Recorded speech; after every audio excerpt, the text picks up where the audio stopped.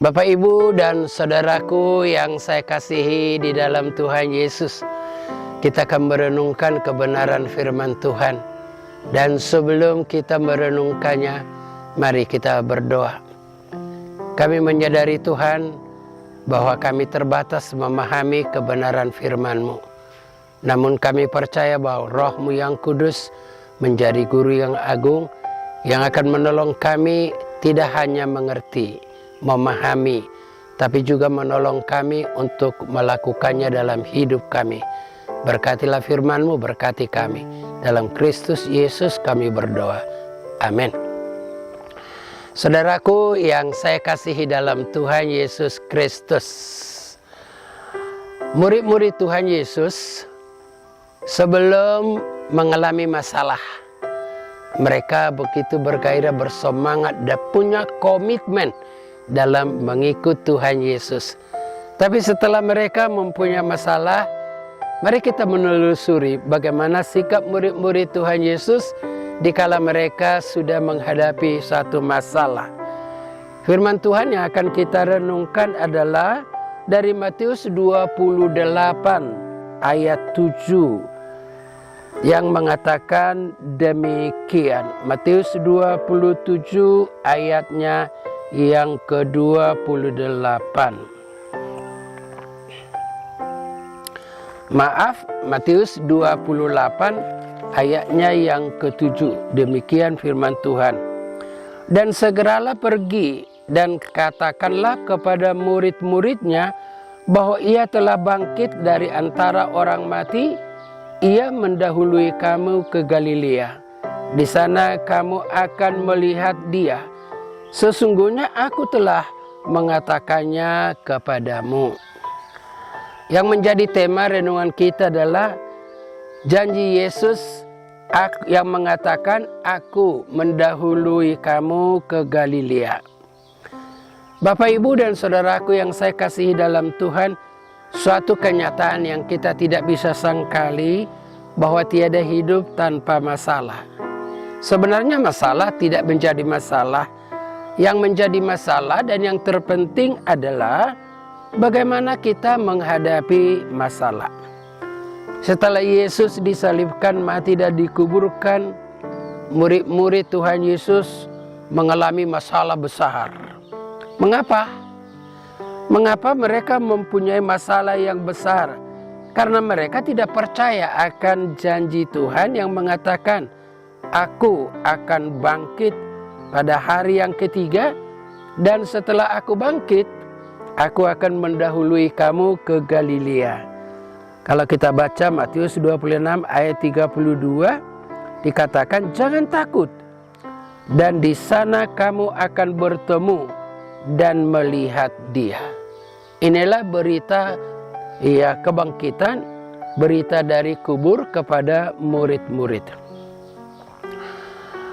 Kalau kita merenungkan sejenak, apakah yang menjadi janji Tuhan bagi kita dikala kita menghadapi masalah di dalam kehidupan ini?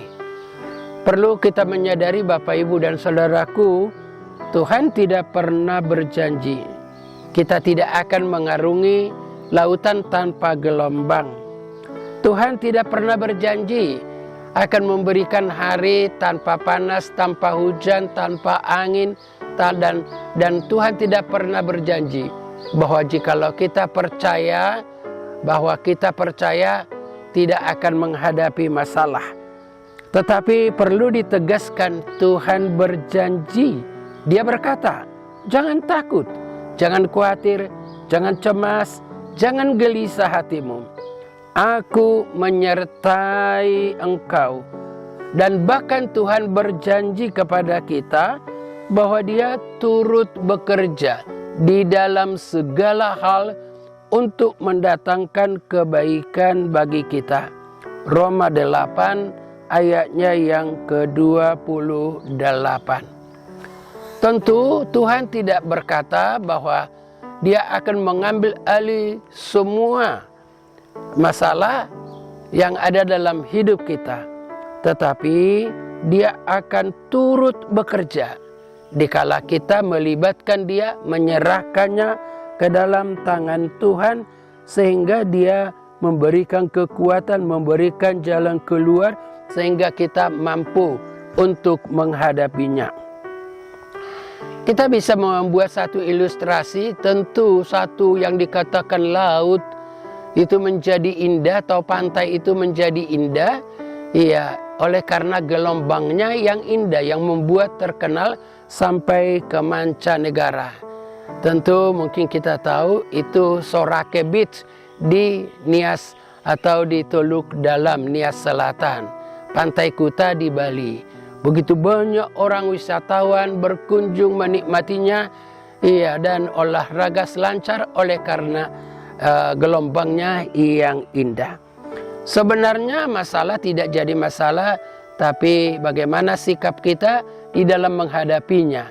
Justru melalui masalah hidup menjadi indah, karena di dalam dan melalui masalah itu kita akan mengalami pertolongan Tuhan, anugerah Tuhan yang memberikan kekuatan, yang memberikan kecakapan, sehingga kita bisa menikmati sesuatu yang indah di dalam hidup kita. Sebelum murid-murid menghadapi masalah, mereka menyatakan komitmen dan kesetiaan mereka mengikut Yesus. Ketika Yesus berkata, sesungguhnya di antara kamu akan ada yang akan menyerahkan aku. Semua murid-murid berkata, bukan aku ya Tuhan. Iya. Lalu Yesus berkata, malam ini gembala akan dibunuh dan domba-domba akan tercerai dan imanmu akan gugur tergoncang. Lalu Petrus menjawab mewakili murid-murid, sekalipun semua ini meninggalkan engkau dan iman mereka goncang, tapi kalau aku tidak. Itu menyatakan bahwa dia tetap setia kepada Tuhan. Tetapi saudaraku, secara khusus kepada Petrus, iya, Yesus berkata, sebelum ayam berkokok engkau sudah menyangkali aku 3 kali. Jawab Petrus, oh sekalipun aku harus mati, aku mau bersama-sama engkau. Aku takkan menyangkal dan aku tidak akan meninggalkan engkau. Matius 26 ayat 30 sampai 35. Tetapi setelah kenyataan begitu cepat berubah setia. Bapak, Ibu, dan saudaraku yang saya kasihi, iya, dikala semua berjalan baik sesuai dengan yang kita inginkan, kita mudah berkata, aku akan setia mengikut Yesus. Tetapi kenyataannya sama dengan murid-murid. Begitu ada masalah, iya, begitu mudah berubah. Karena apa? Apa yang mereka harapkan tidak akan temukan, seolah-olah tidak ada lagi jalan keluar dan masa depan yang mereka hadapi. Oleh sebab itu mereka mudah berubah setia. Bapak, Ibu, dan saudaraku yang saya kasihi dalam Tuhan Yesus, secara khusus seringkali dan banyak kali orang yang percaya dikala ada masalah, di dalam mengatasi masalah itu mereka tidak berharap dan bergantung mengandalkan Tuhan, tetapi mereka mengambil jalan pintas yang seringkali kita dengar. Jalan pintas dianggap pantas, menghalalkan semua cara untuk tujuan yang baik. Meskipun demikian, Yesus tetap setia menggenapi janjinya. Setelah dia bangkit dari kubur, Yesus berkata, jangan takut, aku mendahului kamu ke Galilea, seperti yang telah kukatakan kepadamu. Matius 28 ayat 6 dan 7. Janji Yesus akan bertemu dengan murid-murid di Galilea menjadi penghiburan, menjadi semangat baru, memberi kesukaan, memberikan pengharapan akan masa depan, khususnya bagi murid-murid. Hal yang sama juga bagi kita. Kematian dan kuburan tidak bisa membatalkan kebenaran kegenapan janji Yesus kepada murid-muridnya. juga kepada kita.